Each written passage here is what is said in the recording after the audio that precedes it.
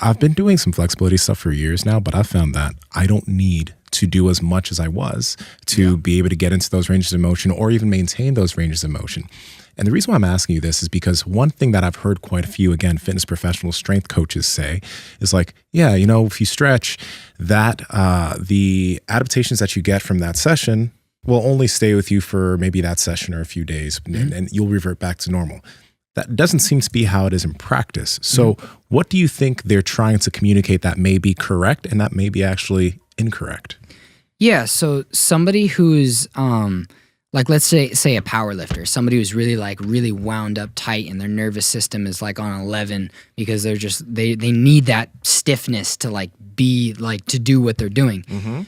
A type of person like that probably is going to take a long time to get any sort of flexibility. So I would say it might even take 3 months of like intense stretching to even get to the point that you're stretching your hamstrings, because it's all just neuromuscular. Yeah. And there's no papers that I can point to on this, but I think probably the first portion of your flexibility journey is all just neuromuscular. You're all just basically telling your brain that, hey, it's safe to be in this deep of a range of motion. It's okay. And you're actually getting your nerves to slide in the nerve sheaths. Man, that's a hard word. So you're literally lubricating it, because your nerves, if you were to Google this, your nerves can stretch about 6% further than their actual length, whereas your muscles can stretch around 30% further of their resting length. And that's obviously probably different for me because I've been practicing flexibility, so who knows. But that I find interesting. I think you might be able to change that with practice, number one. But the biggest thing is you're getting your nerves to actually slide in and through and in their nerve sheaths. So once you get to that point, your brain is like, wow, this is safe. Then that's where the real flexibility starts. Because I think you can lose that neuromuscular flexibility probably pretty quickly. Because maybe within 3 months, if you stop stretching, you probably can't touch your toes anymore. If you've only done it to that point and you've never gone to the point of actually doing tissue adaptation. Particularly with eccentric stretching, that's where you see studies that actually like your so your sarcomere is basically the smallest part of your muscle, the actual contractile unit of the muscle. When you do an eccentric stretch, basically what happens if you do that over time, your average sarcomere gets longer. So that's hypertrophy. Your muscle grows, but it just gets longer. Whereas if you're bodybuilding, typically what happens is you get more sarcomeres, and that's muscle hypertrophy, that's muscle thickness. But if you do eccentric exercise to a full stretch, then you're getting longer sarcomeres. So I don't know how that relates to strength, but that's an actual tissue adaptation that you can point to in the literature. If I were to take it a step further, I think even with static passive stretching, you can get muscle adaptation. It's just you have to be past the point that your nerves are holding you back at that point. I think you brought up one of the reasons why a lot of people may not like stretching, and that is the fact that for some people, it may take them a couple weeks or months to even get the right feel. And I think that's the same thing that can happen with your exposure to lifting. That's the same thing that can happen to your exposure with jiu-jitsu. Same thing with running. Like, you have to run for a long time to like running. Like, it takes a while. Normally, I mean, I guess everyone's a little different. Yeah. But I found the same thing with lifting. Like, somebody might talk about like a pump. Like, man, I love getting a pump. Feels great.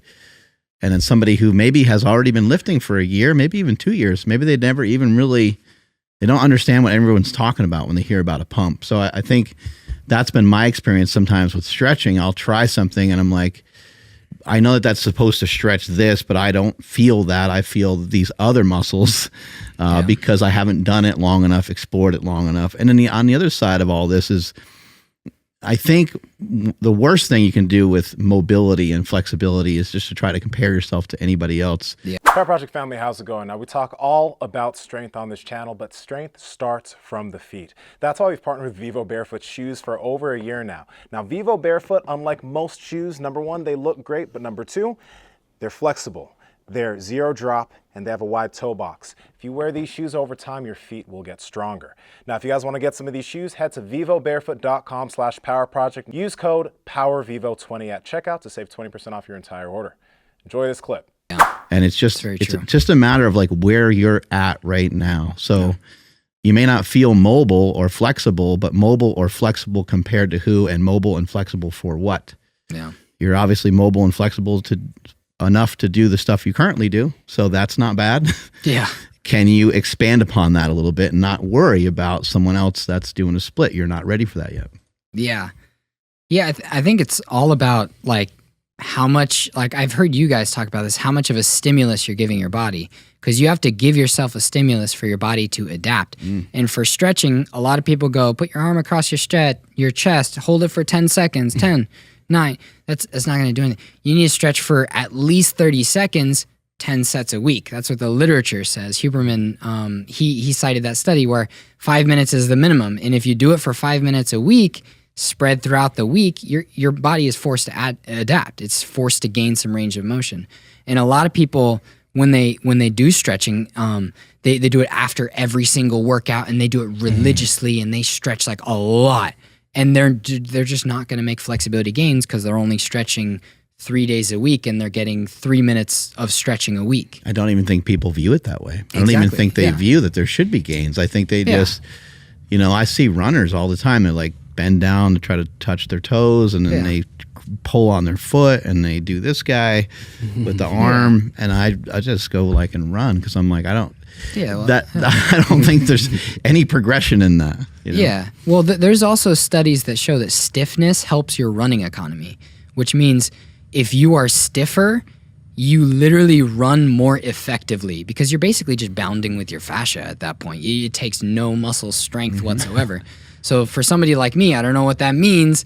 Maybe running is going to be harder for me than the average person, but that's not going to stop me from doing it because I really want to get into running. But, it's just I like to approach stretching like a bodybuilder.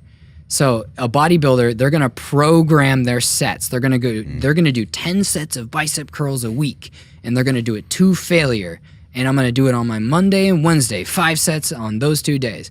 And like that's one way of doing it. Great. That's exactly the way that I approach stretching. And I don't think there's a single person out there that does stretching like that, because it's always about there's obviously exceptions, but it's mostly like I'm going to do my 50-minute yoga session, and wow, my hamstrings are flexible. So you have to do yoga to get flexible hamstrings. It's like, no, that's one way of getting flexible hamstrings. It's not the way.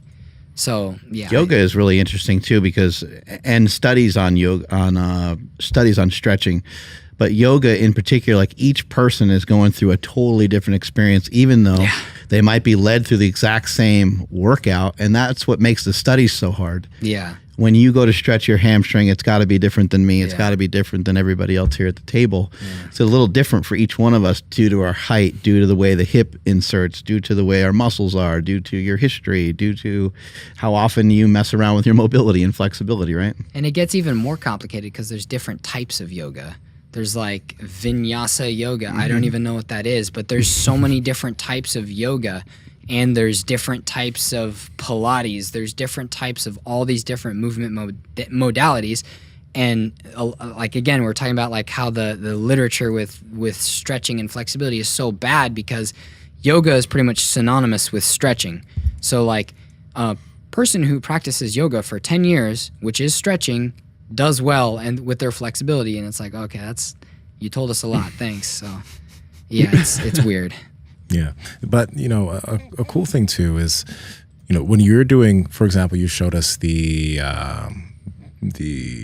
was like a half split today or something. The long lunge? The long lunge, right? Yeah. But, when you're doing that movement, you are activating certain muscles as you're going into that deep range, right? And that makes a big difference. And also, like when we're using the cable machine for stretching different muscle groups, now we're working against load. And it does seem that when you do that, you make a lot of these gains a lot faster. It seems more like a workout, which might be something that would allow stretching and flexibility to be more enjoyable for people. Yeah. The long lunge is probably one of my favorite stretches. Basically, you just go to the furthest split possible, and in order to stay in that position, your hamstrings are forced to flex.